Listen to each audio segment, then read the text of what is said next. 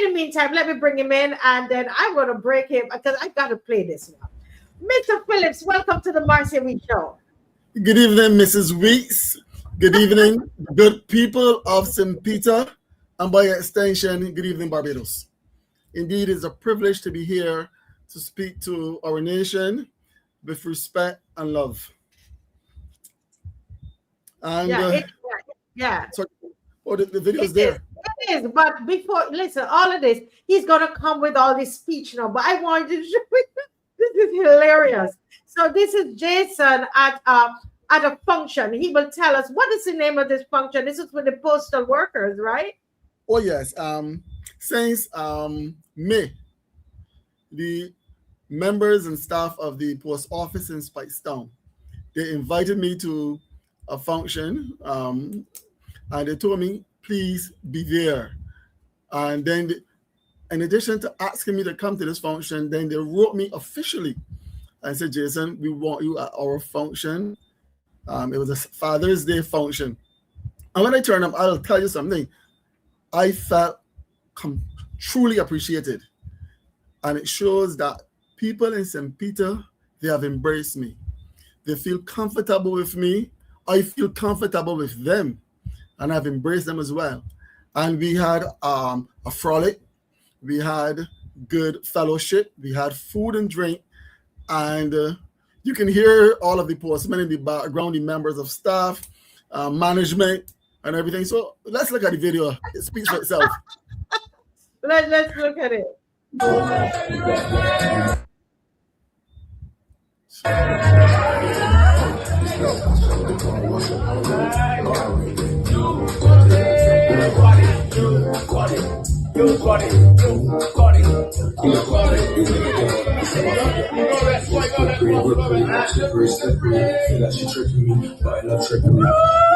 I know she's looking for me more. That's the other part, the way you think you know they do. You're the different girls when you work on it. You said tell me my girls are on it. Search for when you work on it. You can sell back the first.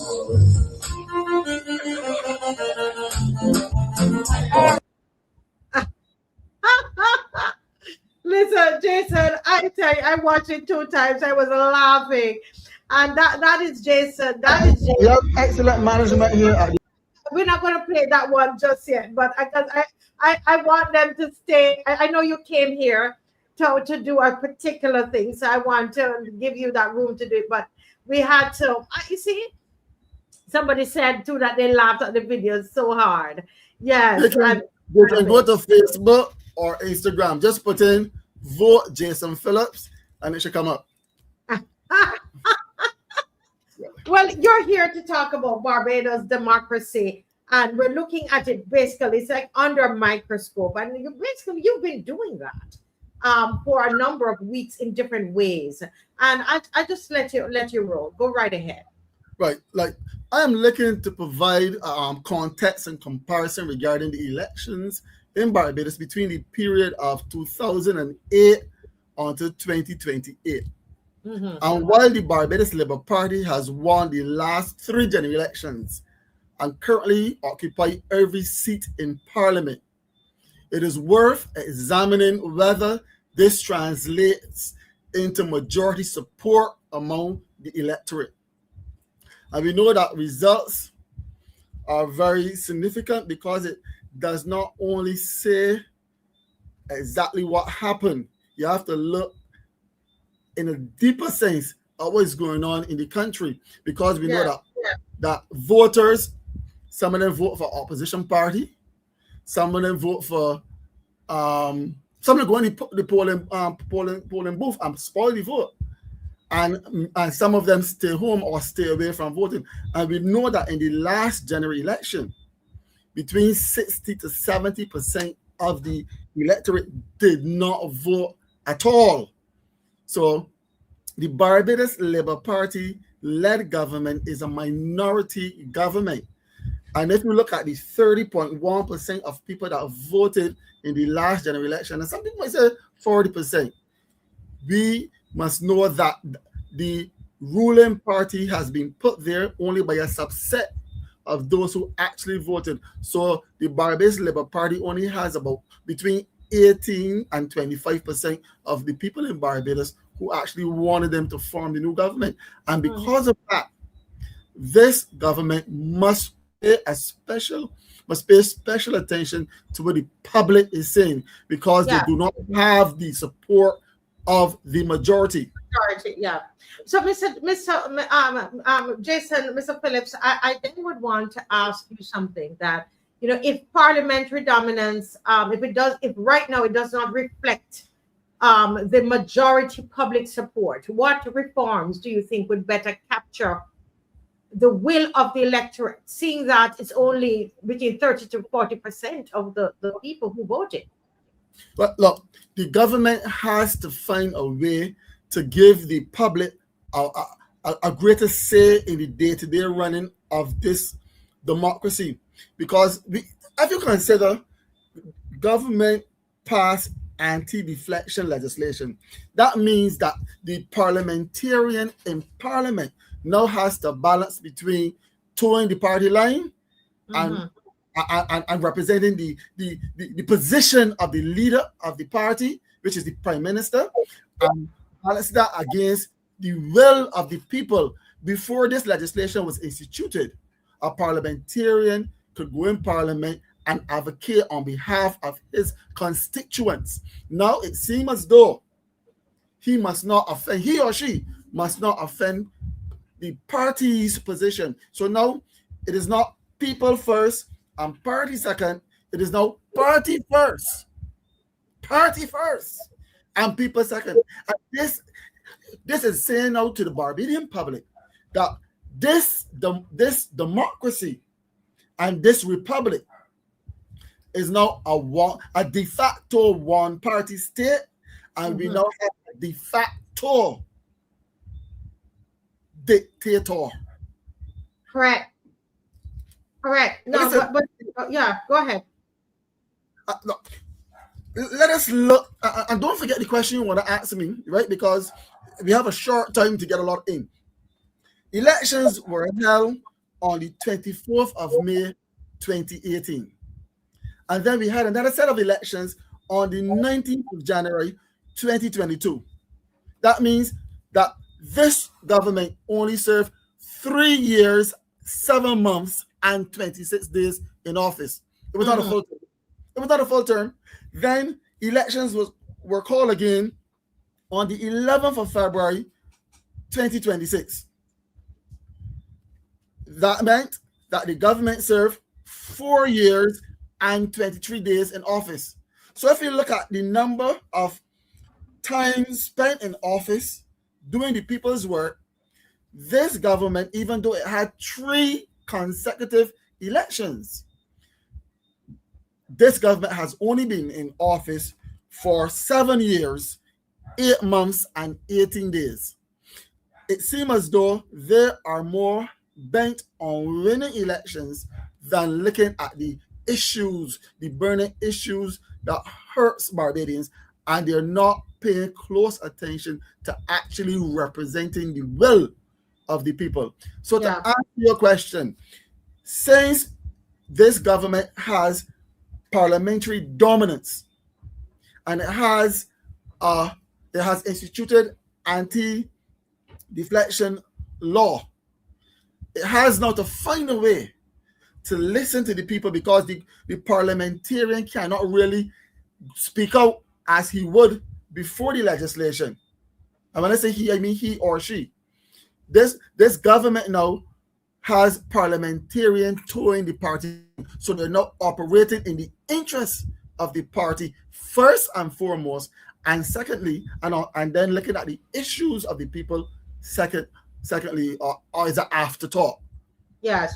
So the will of the electorate, a lot of times, it's nobody's addressing that. But let's another part to that question is, so what can the electorate do? Because if the parliamentary dominance does not encourage that, it's not part of the system that we see, the way it operates right now. What can the electorate do? Because in order to be heard. That's a beautiful question, because party dominance will make Barbadians tend to believe that this Barbados Labour Party-led government has majority support. It does not. Very few people voted for the Barbados Labour Party. It is a minority government. So they don't have a real mandate. So what is going to happen? You're going to have people, and Barbadians, you must let your voice be heard. They have to call in on the call-in programs.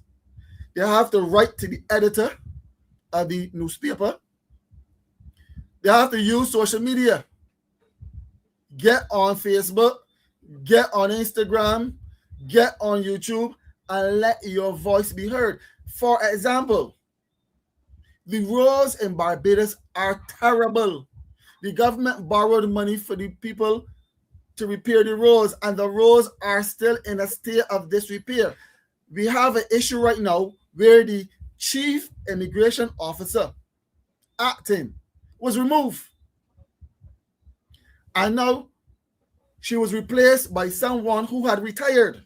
And Barbadians do not know. So the level of parliamentarian debate in Parliament is going to be stifled because parliamentarians cannot speak clearly because of this anti-defection legislation. So things are going to happen in this country that Barbadians are not going to hear about.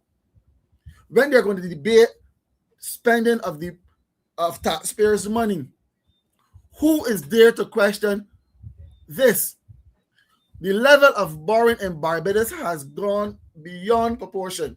This prime minister that we have now, the Honorable Mayor Amor Motley, has borrowed more money than any prime minister in the history of Barbados. And there's no person in Parliament to tell her, Madam Prime Minister, you have to be cautious because at the end of the day, we have to repay this money. So the level of debate in Parliament is going to be stifled. There's no scrutiny of policy in Parliament. And you're supposed to have robust ideas in Parliament. People are supposed to be able to speak freely. Policy is supposed to be scrutinized, and so on and so forth. And because there's no opposition, members of Parliament are stifled because the legislation, the anti-defection legislation, prevents them from actually advocating on behalf of the constituents that actually elect them to office. Yeah, but I'm so glad you went on to talk about the role of the members of Parliament and how those roles have changed, or the role has changed, in terms of representing their constituents, because there is going to be the fear because of this anti-defection legislation. So my question again is, it's always about the constituents. Do you think that the constituents really understand what this anti-defection legislation is going to do in terms of changing the role, the practical role of members of Parliament in how they represent their constituents? Do you think the constituents fully understand that? Look, I mean, the simple answer will be some will and some will not. But I will say this. Traditionally, the role of a parliamentarian, first and foremost, is to represent his constituents. Because we have a first past the post system, it makes you believe that the majority of people supporting a parliamentarian or a government, and it appears that he or she is doing the will of the people. But since we have instituted anti-defection law, it means that parliamentarians must be very careful with what they say. Remember, in this piece of legislation, if you offend the policy of the party, you could be expelled from the party. We saw a glimpse of it when the Honorable Onafa was alive. Remember, he died as an independent. Yes. He separated himself from the Barbados Labour Party. And that is because he and the leadership in the Barbados Labour Party could not get along. All that was done was that the Barbados Labour Party leadership made it law. If you don't do what we want, you're going to leave in here. And if they tell you, or if you decide to cross the floor for any reason at all, you have to go back to the polls. So parliamentarians would prefer to keep their pick than to face the electorate again. And once parliamentarians cannot speak their mind, their conscience is stifled, the question must be asked, and Barbadians are asking, are they getting true representation in the Parliament of Barbados? I'm going to repeat myself. Barbados has become a de facto, should I say? No, but it's that's what party state, and we have a de facto dictator because it is either my way or the highway. Yeah. Well, this is what I remember, the former leader of the opposition, Mr. Ralph Thorne, he was making that case to the people about this de facto dictatorship that we're living under, and I'm just happy to see that you are continuing that. And so the question is, what specific constitution, electoral, or even parliamentary reforms would improve democratic accountability in Barbados? Well, some people might want to argue proportional representation, right? With proportional representation, you can't get a system where even though you have a minority, you could win all the seats. Minority support, you could win all the seats. That is practiced in places like Guyana. It is another system, which is democratic. Some may argue that it is more democratic because you get actual the votes are proportionate to the people. The seats are proportionate to the votes cast, right? But that lends to some of you might get a parliament where it doesn't give clear majorities, right? And that could present another problem. Yes. What we have to look at goes back to what I spoke about last week and week before. I believe that members of the public must feel secure in casting their vote. They must be registered to vote, and that must be reflected on the list. The Electoral and Boundaries Commission must have the list ready before the election is called, or before votes are cast on the day of the election. If it is not ready, within 3 months, they should go back to the poll. Like what happened? What we had recently, if the election list is not ready, it hurts the integrity of the election, and people will question whether or not the election was fair, and they're rightly so, because one person prevented from voting is too many, right? We have to get past the paper pencil voting, and whatever government does, it must create confidence in the whole process, right? And the vote must be respected, and if the Electoral and Boundaries Commission is an independent agency, as it is under the Constitution of Barbados, it must be able to manage and supervise the elections independently.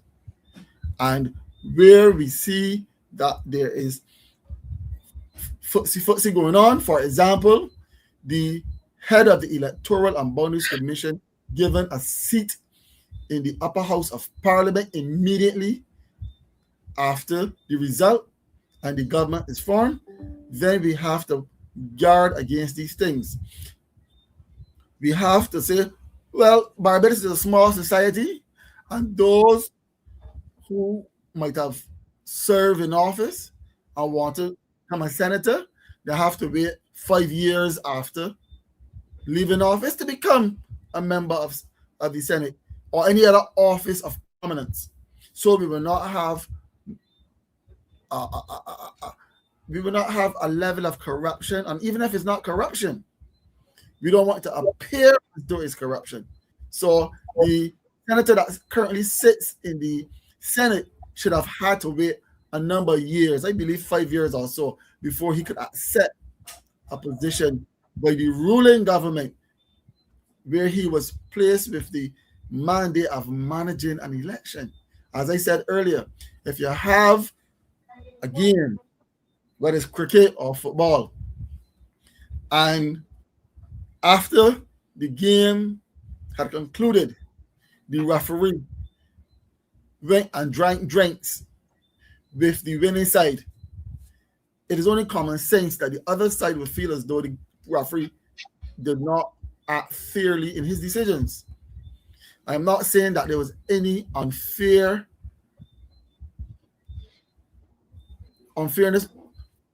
in the election. I don't know. I don't have the evidence to substantiate that right now. But it does not look good. You can't tell me or say to Barbadians that you are managing the elections. The government won, the Barbados Labour Party won the election and is now the government of Barbados, and then that same government appoint the head of the Electoral and Boundaries Commission as a senator. It appears as though that's a reward. But I don't want to go off topic too much because we getting back to looking at the history of the elections in Barbados between 2008 and 2018. And we noticed that the Democratic Labour Party was in office for 10 long years, while this government, even though it had 3 elections, was only in office for 7 years, 8 months, and 18 days. So far, this Barbados Labour Party-led government has not outperformed the Democratic Labour Party as it relates to length in office. And you'll notice that the voter turnout has been below the support that the Democratic Labour Party had. The Democratic Labour Party had much more support from John Public than this government currently has. This government is a minority government. This government is not properly represented by the people, by the majority. The majority of the people in Barbados did not vote for the Barbados Labour Party to be in office. Mm-hmm. And we must be mindful of that. It cannot be, it can't show any hubris, right? You have to listen to the people. And Barbadians are beginning to speak up as they traverse this country. Yeah, tell me about that, because that's what I wanted to ask about, Jason. Because here's first this gentleman saying the question I asked was a good question, but he's saying that the electorate can do very little.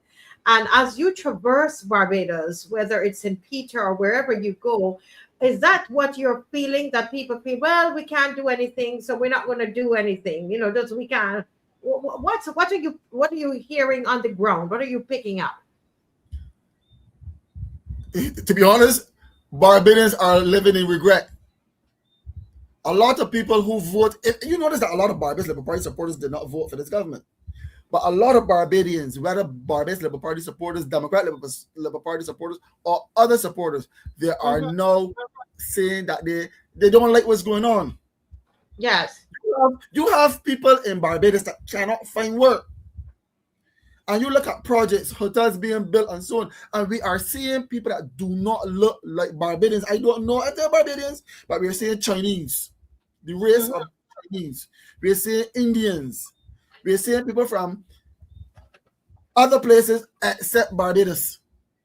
Mm-hmm. Every day I have people calling me saying, Jason, I need work. Jason, you can help me. I don't mind. I love that because people are looking to me for representation.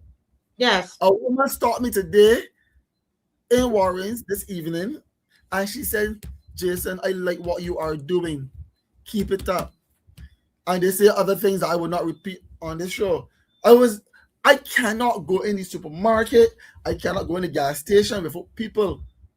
Not only in St. Peter, all across the length and breadth of Barbados. They recognize me and they say Jason A, Jason B, Jason Y. A lot of people are dissatisfied with this government. 1 minute the prime minister here, the next minute she's gone, and right? 1 minute this person acted as prime minister, and you only hear when you hear some sort of news bulletin or something. It's can't respect for the people. Look, if I was in office and I was the minister of housing, I would have to be ensuring that people are getting houses in Barbados. Can they come to John Public and say, we were in office for 7 years, 8 months, and 18 days, and today we have delivered X amount of houses in St. Lucie, X amount of houses in St. Peter, X amount of houses across Barbados? No, they can't, because what is the Minister of Housing doing? How many houses have they built for Barbadians? How many people were given keys to houses in Barbados? Yeah. Let's look at healthcare. We go to the hospital. It was reported that people were on the floor in the hospital waiting for treatment. Has the situation improved? And if so, how much so? In St. Peter, they still have issues with roads, the road infrastructure. They still have issue with water. You can drive from Mile and Quarter to Bakers, maybe 2 or 3 kilometers, and not one single street light on the road. And yet this government borrowed money. I don't want someone too political. I don't want someone too angry, but I am upset because Barbadians are coming to me. Over this weekend, a woman was driving. She sent the video to me. Her vehicle dropped in a pothole and bent the rim, burst the tire, and there's no recourse. And if she can go to government and complain, MTW, how long will she have to wait? These kind of things can't be right. And she's not in a minor road. She was on not even a main road. She was on the highway. So we're not seeing value for money. We're not seeing clear representation in Barbados. Right? It seems as though politicians in Barbados have moved to a celebrity status. They feel good to be called the Honorable so-and-so or Minister so-and-so. It is all about service. If I was in power serving the people of Barbados, I would have to say to Barbadians, as Minister of Housing, here is a house for you. And when I say for you, I mean a number of people in my constituency. I should be able to say, these are the roads that I pave with your money. I don't mean no 1 or 2 roads. The majority of roads in Barbados are in a state of disrepair. And no one can argue now that the BLP-led government is not responsible. They are responsible because they were in office for 7 years, 8 months, and 18 days. I mean, in 2 terms yet. But they were in office long enough to have done what they were supposed to do. You want to play the video? Go ahead. I can listen. Jason, I hear your advocacy and I can see your desire to represent the people, and we need to go back. I'm ready. Yeah, that is what this call the election again, please. Tell the Prime Minister call the election again, because Barbadians are fed up and they're tired of this administration. They're not looking after the issues on the ground. They are more concerned about bringing people from Africa and elsewhere to Barbados than looking after Barbados. When you bring all these people here, and we already got issues with the hospital, who is going to deal with the follow as it relates to the hospital or the polyclinics? Are these people paying for education when they go to primary school and secondary schools? It's so much on that. That's going to hurt the national insurance too. We are bringing people here about Barbados. Can Barbados seriously facilitate? Can the public purse facilitate these people? I am all for deepening and widening CARICOM, but we have to do it incrementally. We have to do it proportionate to the amount of money we have to spend. Yes. Well, you know, let me just play this video here. This is Jason in another forum. So go ahead before he goes. I'm telling you, Jason, we have 4 minutes left with you. Go ahead, Dave. Both. Right. Yeah, go right ahead. Thank you. Yes. We have excellent management here at the post office in Speightstown. Thank you. Yes. You were telling me about the men. Right. This is to honor our postmen here at St. Peter. They are very, very, very loyal, and they look out for our ladies here. So the ladies in turn return the favor to honor them today. And we know that Father's Day is on Sunday. Right. So happy Father's Day to every father that is out there, brother, sister, brother, uncle, whatever you are. All males. Yes, all males. Happy Father's Day. Thank you. Yes, sir. Look at this family. Look at this family here. Look. Good people. Good people in St. Peter. Yes, large off. Wow. So this was something that they did for the people of St. Peter, and they invited you there. I know Dave has another video before you go. Any comment on this, Jason, before we move on? I might as well play it, Dave. I for all these years, I never know you was a painter. One thing I represent, the good people of St. Peter, you're going to be first to time.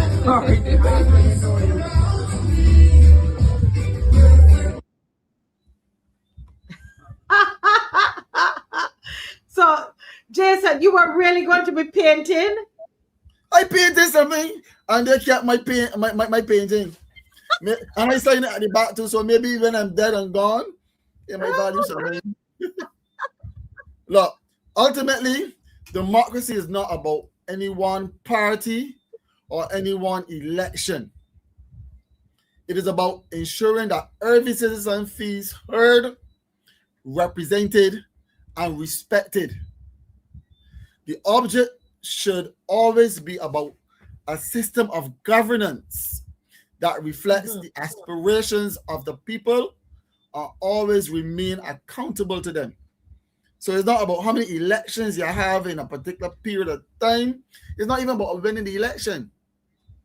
In a democracy, it must be the will of the people. Yes. I want to see that video of me dancing one more time before I go, though. Dave, you can find it quick.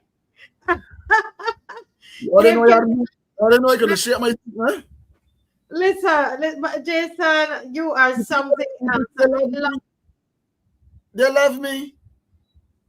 Look, and they actually called you to be there. They invited you. Listen, they called me. They said, "We having an event. I want you to be present." And then they sent me correspondence, official correspondence. Let it roll. Play, Dave. And listen to the word. Listen to the word. I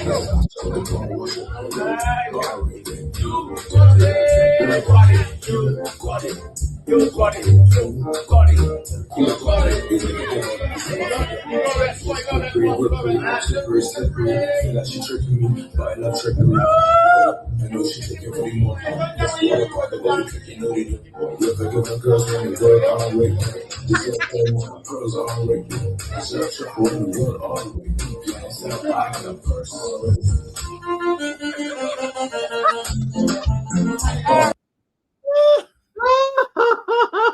Somebody said murder. Somebody another one said man got moves. Jason, thank you so much for being here. You put a smile on our face. It has been a pleasure. Huh? Repeat, please. It's been a pleasure.